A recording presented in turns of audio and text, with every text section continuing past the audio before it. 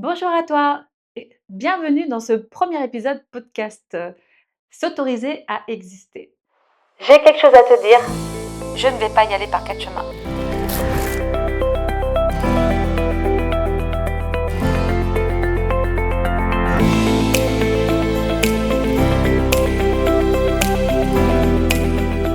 Alors aujourd'hui, c'est le premier et je vais te parler de moi.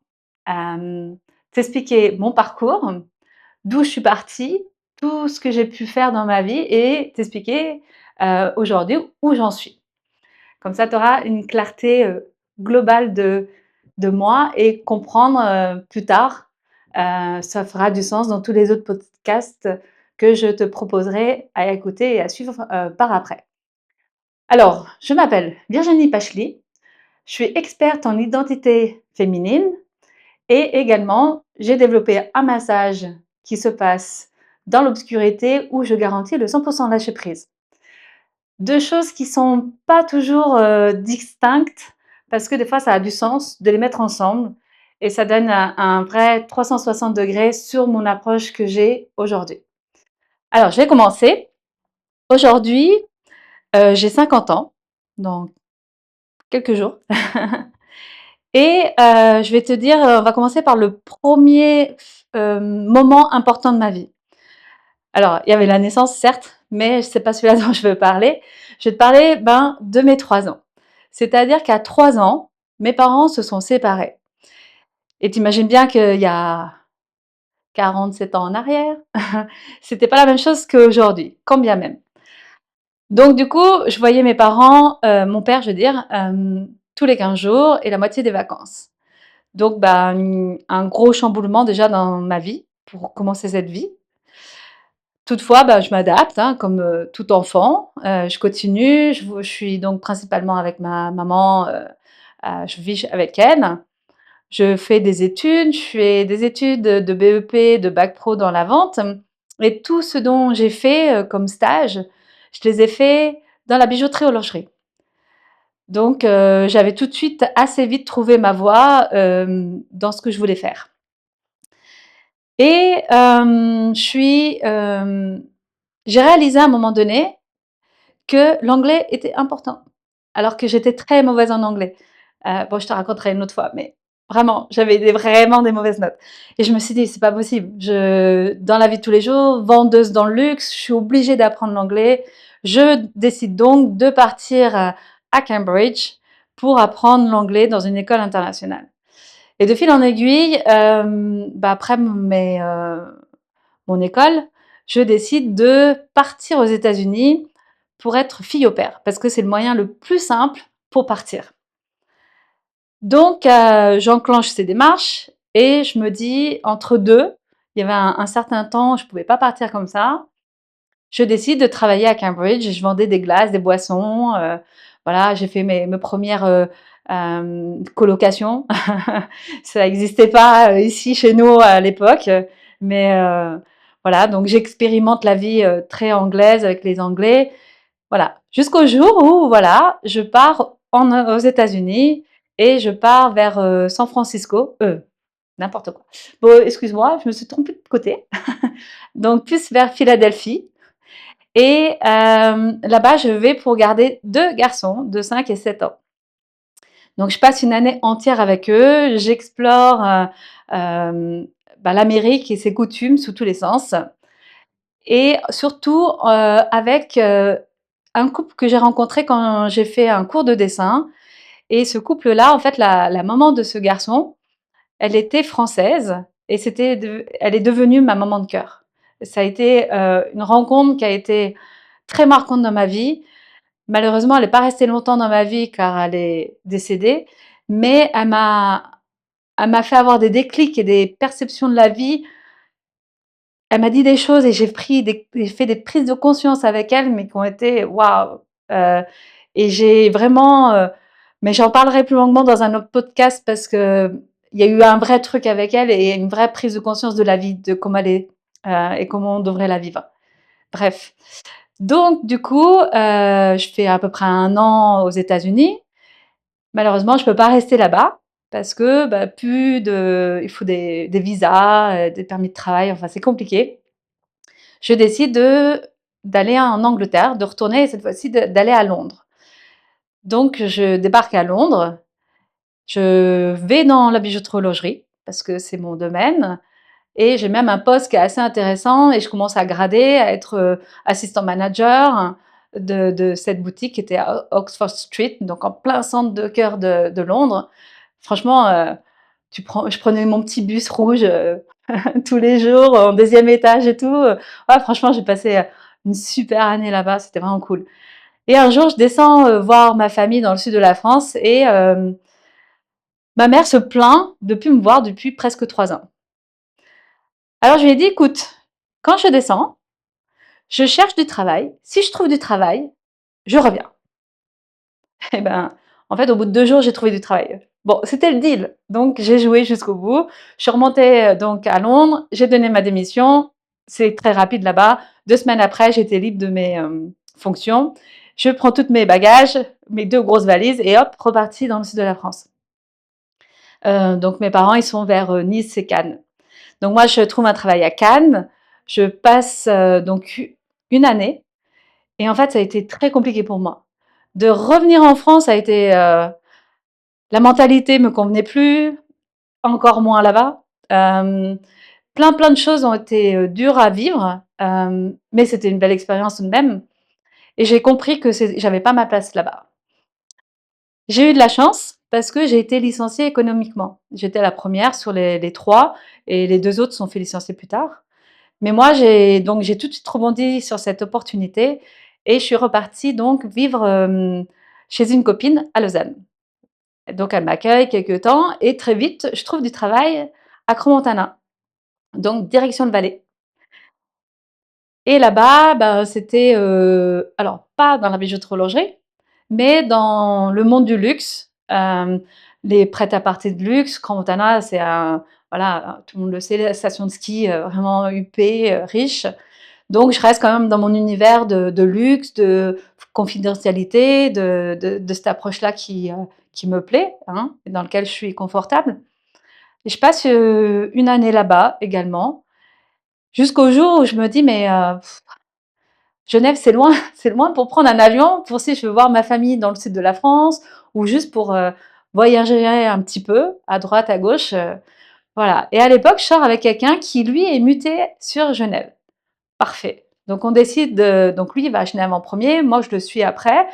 Donc on s'installe à Genève, et quand j'arrive à Genève et ben, je trouve tout de suite, un travail à l'aéroport dans la bijouterie-horlogerie donc oui, non, il y avait pas de bijouterie, il y avait beaucoup de c'était, un un stand qui était énorme en fait. C'était une petite boutique, on avait 40 marques de montres différentes quoi. Donc aussi bien ça allait, des montres pas chères que des montres, très chères, avec les boutiques Rolex et Chopard et bah, voilà, c'est des horaires irréguliers, hein. Donc je me prête au jeu. On travaille 6 jours, 3 jours de congé, trop bien, 3 jours de congé. Ça me permet, de partir, plein d'endroits différents avec des copines, à explorer, l'Europe, des petits week-ends à droite à gauche comme ça. Donc super, des bons moments, des moments fun et je passe aussi, donc là, je sais plus quel âge j'avais exactement, mais à mes 28 ans, donc j'étais encore à l'aéroport et à mes 28 ans, un petit coup de folie, je décide de passer mon permis moto et je passe mon permis moto illimité, donc gros cube. 2 semaines après, j'étais sur circuit. Pendant 2 ans, j'ai fait 10 circuits. C'est trop kiffant. Il y a aussi des belles prises de conscience aussi avec la moto. Ça encore une fois, j'en parlerai plus tard. Mais il y a des trucs hyper intéressants dans la façon de conduire et de voir les choses qui donnent des vraies directions de vie aussi. J'ai fait ça pendant 2 ans, j'ai eu un accident même, on m'a shooté sur circuit, sur la route, enfin bref, c'est un peu dangereux quand même, hein, attention. Mais bon, voilà, moi j'ai une énergie aussi très calme, mais aussi très, voilà, on y va, on profite de la vie, on explore, on prend des bouffées d'adrénaline, d'oxygène, on y va, on avance. Mais j'ai quand même un côté, plus calme quand même. Et donc je suis toujours à l'aéroport, jusqu'à mes, 32 ans, me semble-t-il. et à un moment donné, c'est quand même compliqué. J'ai fait 6 ans et c'est 6 ans, à faire 6 jours de travail, 3 jours de congé, mais c'est des horaires compliqués. Je me réveillais j'allais travailler pour 6 heures du matin et là, j'en peux plus. Je dis: «C'est pas possible, je peux pas rester comme ça. Il faut que je trouve autre chose», mais je faisais déjà aussi beaucoup de services après-vente et je me dis: «Bah, pourquoi pas prendre ce filon pour entrer dans une manufacture?» Et bah, j'y suis arrivée. Je suis arrivée chez Roger Dubuis, qui est une marque horlogère très luxueuse. Donc j'arrive chez Roger Dubuis dans le service après-vente et bah, belle opportunité. De nouveau, je suis dans un monde, bah, un peu différent parce que c'est pas que de la vente, ça change un peu de dynamique et au bout de, je sais pas, 2 3 ans, je sais plus exactement, je tombe sur le papa de mes enfants, un homme, du coup, qui va devenir le père de mes enfants après. Donc on a, bah, très vite, on s'est mis ensemble. Ah bah, oui, si, j'avais 33 ans quand on s'est rencontrés. On se met ensemble, très vite et très vite, on décide de vouloir avoir des enfants. Alors, pour la petite histoire, courte que je expliquerai peut-être plus tard, c'est que notre premier enfant, ben, à 4 mois et demi de grossesse, ben, je l'ai perdu. Voilà, donc il y a toute une histoire derrière que je vous expliquerai plus tard. Il y a, des prises de conscience aussi qui sont arrivées à ce moment-là et j'aurais à cœur de vous partager cette histoire plus tard. Toutefois, on a continué, on a persévéré et aujourd'hui, on a 2 filles, qui, aujourd'hui ont 10 et 12 ans. Donc elles sont en bonne santé, tout va bien. On Après, cet épisode malheureux, je change de service et je me retrouve au service, recherche et développement produit, où là, honnêtement, meilleur job de ma vie. J'avais, la liberté que je voulais, hem, des responsabilités qui étaient, inattendues, une confiance de mon responsable. Ah, c'était cool. Mais comme je suis tombée enceinte après, bah, il y avait mon congé de maternité, il y avait une fusion qui allait se passer entre 2 services, entre celui-là où j'étais plus, le service technique. Hem Et après avoir eu discussion avec eux, je leur ai demandé de pas me faire revenir pour me licencier, voir s'il y avait une opportunité qui était possible à mon retour. C'était super cool parce qu'ils ont joué le jeu et ils m'ont proposé quelque chose qui me convenait pas et on a, décidé ils ont fait mon licenciement à mon retour de congé maternité sans que je revienne. Donc c'était vraiment, très chouette de leur part. De ce fait-là, je me retrouve 5 ans à la maison avec mes enfants. Pas rien. Ça aussi, autre chose à vous raconter. Quand on est maman, au foyer, on passe toute la journée avec nos enfants, on dit que c'est le plus beau métier du monde. Certes, et en même temps, c'est le plus difficile et le moins reconnu. Il y a c'est quelque chose qui est compliqué et même les femmes qui n'ont jamais vécu ça ne comprennent pas toujours, quelle est l'implication et quel est le comment je pourrais dire? L'engagement qu'on se donne, on se donne à corps perdu à ce «métier» entre guillemets, à nos enfants, qui va au-delà de tout ce qu'on peut imaginer. On fait plus qu'un avec eux et notre vie tourne autour et on s'en oublie, même énormément. Et tellement que je m'en suis oubliée, au-delà de ça, avec le père de mes enfants, on avait une certaine routine et à un moment donné, j'en pouvais plus, j'ai dit: «Bon, bah, il faut que je retourne travailler», donc j'ai quand même passé 5 ans. Je retourne travailler, une petite mission chez Chopard, mais ça a pas duré et après je vais chez Frédéric Constant et là, bah, je retourne dans le service après-vente. Donc je retrouve mes marques dans ce que je fais. J'apprécie d'être de nouveau, active et d'essayer de reprendre. C'est là où je commence à, entre guillemets, «revivre», redevenir femme, tout doucement et bah, j'en veux plus. J'ai envie d'être plus femme, plus avec mon partenaire. On essaye, il y avait des choses qui on était trop famille, comment dire? À laisser faire, la vie, passer sans on était en mode famille et plus en mode couple. Donc à un moment donné, on a quand même essayé de travailler là-dessus. On a vu un genre de conseiller conjugal. Voilà, honnêtement, il y a eu le covid qui est arrivé. On a passé des très bons moments pendant le covid, mais voilà, tout s'est un peu éteint à ce moment-là et après on a vraiment alors c'est venu de ma part, mais il y a eu un vrai échange à ce moment-là et j'ai dit: «Ben, stop». Moi, j'avais besoin de pouvoir respirer aller au bout de mes envies et de faire ce que je voulais, tout en étant maman, hein, ça change rien. Mais je voyais que j'étais plus en lien avec le père de mes enfants. J'enclenche la conversation, dire: «On devrait peut-être arrêter pour de bon et passer à une autre étape». Il me dit: «D'accord». Donc ça semble très simple comme ça l'a été sur le moment, plus compliqué après quand même parce que c'est voilà, on pense qu'on va passer la vie avec quelqu'un et on fait des enfants avec. C'est pas pour, quelques années plus tard, voilà, que ça s'arrête tout simplement. Mais bon, on fait le truc, et moi je suis parent divorcé, donc ça fait un écho en moi et je me dis: «Mais il faut que j'arrive à faire en sorte que les choses se passent bien».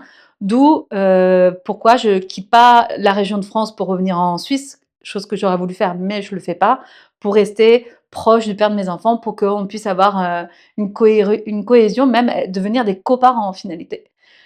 Donc bah, ça se passe, ça se positionne et tout. Donc janvier, il y a 5 ans en arrière, donc j'avais presque 45 ans, on se sépare.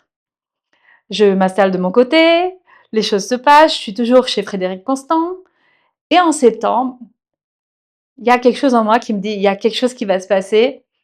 Je suis dans un tournant de vie et là, bon, je fais court, pareil, je vous expliquerai mieux une autre fois parce que c'est assez, inattendu. En 2 mots, je me dis: «Il y a un truc qui va se passer». Je demande à l'univers, «Montre-moi un signe». 2 jours après, je me fais licencier. Je m'y attendais pas. Ils me disent que mon boulot, il est parfait, que j'ai pas aucun reproche, sauf que je corresponds plus aux valeurs de la société. Donc janvier, séparation, 8 mois après, licenciement. Voilà, un peu dur à tout gérer tout ça et là dire: «Mais qu'est-ce que je fais? Qu'est-ce que je deviens? Où j'en suis? Je suis une femme, OK, il faut que je reprenne possession de mon corps, mais ma position dans la vie de tous les jours, quel travail je veux?» Et tout de suite, ça fait sens. J'ai un déclic et là, je dis: «Je veux faire du coaching». En plus, assez, drôle, après être licenciée, 2 jours après, je monte à Paris voir un grand coach qui s'appelle Max Piccinini sur Paris pour 3 jours. Je dis: «Signe de la vie, complet là». J'étais là: «OK». Après ce séminaire, j'ai dit: «Non, c'est exactement ça que je fais», donc je vais pour faire une école, de coaching que je fais à Genève et en même temps, j'ai des appels un peu pour, tout ce qui est massage, soins énergétiques, j'ai exploré plein de choses et je comprenais pas trop pourquoi je faisais ça, mais voilà, j'ai fait et depuis, ben, des coachings, alors j'ai coaché, pas mal de gens dans différents domaines, mais ça a toujours été un peu dans le même univers. Donc ça a été, beaucoup alors ça, c'est la directrice de l'école qui m'a dit: «Tu devrais coacher les gens dans la sexualité». Alors je vous dis pas, hein, entendre ça, c'est là: «Hein, hein» et en même temps, je fais quoi avec ça? Alors je me lance, j'essaye. Bon, très compliqué, hein, on peut pas être coach en sexualité comme ça, hein. J'ai entendu, des vertes et des pas mûres, donc j'ai changé pour, dire que j'étais plus dans les relations intimes. J'ai fait les relations intimes, individuelles. L'intimité, c'est aussi être avec soi-même. Hem, j'ai eu d'autres choses qui sont venues à moi. J'ai coaché des gens dans les transitions de vie et j'en ai vécu tellement que ça me parlait énormément, donc j'ai dit: «Ouais, trop cool, je fais». Transition de vie, c'est pas attendre 40 ans qu'on a une transition de vie. Tu es ado, tu es jeune adulte, tu es licencié, tu as déménagé, tu vas te marier, tu as un décès, c'est ça des transitions de vie. Retraite, enfin voilà et plus tard, ça m'amène à réfléchir vraiment mon positionnement et vu comme mon massage est dans le lâcher prise, je me suis dit: «Je peux peut-être faire une combinaison avec ces 2 univers». Donc je me dis: «Pourquoi pas?» parce que le lâcher prise, honnêtement, vous le verrez aussi dans d'autres podcasts, mais c'est dur à expliquer, c'est dur à vivre, mais quand on sent qu'on est dans le lâcher prise, il y a un espèce de truc, je ne sais pas d'où ça sort, mais paf, on dirait que tout s'aligne en 2 secondes derrière. C'est assez impressionnant. Donc je me dis: «Bah, je sais de quoi je parle parce que j'en ai vécu tellement et la vie m'a forcée à lâcher prise à tel nombre de fois que je sais de quoi je parle». Je me dis avec le massage et tout, ça peut faire un bon mix et en fait cette année, enfin non pas cette année, donc l'année dernière, hem, pendant l'été, j'ai eu quelques complications de santé qui fait que, ben, en octobre, je dois me faire opérer sur les parties génitales, tout ça et voilà. Donc je peux plus faire de massage. Opération qui a duré plus de 5 heures, donc le temps que je me remette et tout. Moment de pause pour moi, pour réfléchir vraiment, aller au bout du truc, qu'est-ce que je veux faire vraiment et tout Je tâtonne d'autres univers, mais je sens que c'est toujours pas le bon truc. Jusqu'à ce qu'il y a pas très, très longtemps, je me fais coacher moi aussi, hein, parce que, si je veux aller de l'avant et aller plus vite, j'ai besoin de me faire accompagner. Donc je prends un accompagnement et puis là, toute contente, je dis: «Ouais, moi je veux faire ça et tout» et mon coach, il me dit: «Bah non». Et de nouveau, j'ai l'impression que je me prends une grosse claque dans la gueule, comme on dit. J'en pleure plusieurs fois, je me dis: «Mais c'est pas possible et tout» et là, enfin, ça y est, alors je peux accompagner plein de gens pour plein de choses, mais faire un choix est difficile. Mais renoncer est un choix et aujourd'hui, je renonce pour plein d'autres choses et je veux vraiment aider et accompagner les femmes qui ont vécu comme moi, bah, c'est surtout quand j'étais avec le papa de mes enfants, enfin cette idée de famille où en fait, on donne tellement tout pour tout le monde tout le temps, qu'en fait on s'en oublie. On s'oublie de passer du temps pour soi, on s'oublie de faire une moindre chose et surtout de pas le faire en culpabilisant, pas en disant: «Bon allez, je fais ça vite fait, non mais là, mais j'ai pris 5 minutes de plus et c'est pas possible». Non, c'est apprendre à se respecter et se redonner, de l'énergie à faire des choses, pour soi, mais pour se ressourcer et vraiment, avoir des bouffées d'oxygène pour pouvoir être mieux et mieux aider les autres et son entourage. Parce que honnêtement, quand on est effacé, épuisé, fatigué, on devient irritable. C'est ce que j'ai vécu. Être irritable avec, à la fin, avec le père de mes enfants, j'étais devenue tellement à cran que j'en pouvais plus. Je savais plus où j'étais. Donc en fait, c'est là où, voilà, j'ai passé tout ça, j'ai traversé tout ça. Je peux vraiment maintenant accompagner les femmes et c'est d'où pourquoi je choisis le terme experte en identité féminine, parce que, bah, je suis une femme, vous êtes une femme. J'ai traversé entre perte d'enfant, opération génitale, transition de vie, séparation, licenciement. Voilà, je peux vraiment, entendre, comprendre et il y a 2 choses dont je dis toujours quand j'accompagne les gens ou quand les gens viennent aussi même pour un massage, hein, c'est il y a pas de jugement et il y a pas de tabou.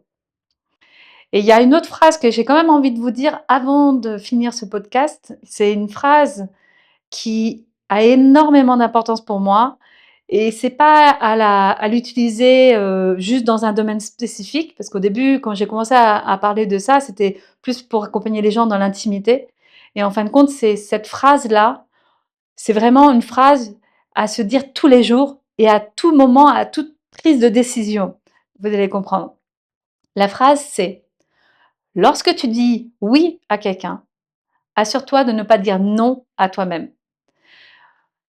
Cette phrase-là, essaye de comprendre ce que ça veut dire, mais je referai un autre podcast là-dessus parce qu'il faut vraiment décortiquer un peu le sens de cette phrase et comprendre. Quand tu as compris ça, ben, à chaque fois que tu vas dire un oui, tu peux dire oui pour faire plaisir, mais il faut que ça soit OK avec toi profond que c'est OK de faire plaisir, sans attendre quoi que ce soit derrière. Voilà, en gros, c'est ça. Et voilà, bah, aujourd'hui, je suis là, je me lance dans les podcasts et bah, j'en suis ravie d'ailleurs. Donc si tu as envie de, bah, partager un peu ton expérience ou il y a quelque chose qui résonne en toi, que tu as envie d'en parler, bah, n'hésite pas, tu me fais un petit commentaire, je serais ravie de te lire et puis surtout, bah, te répondre aussi.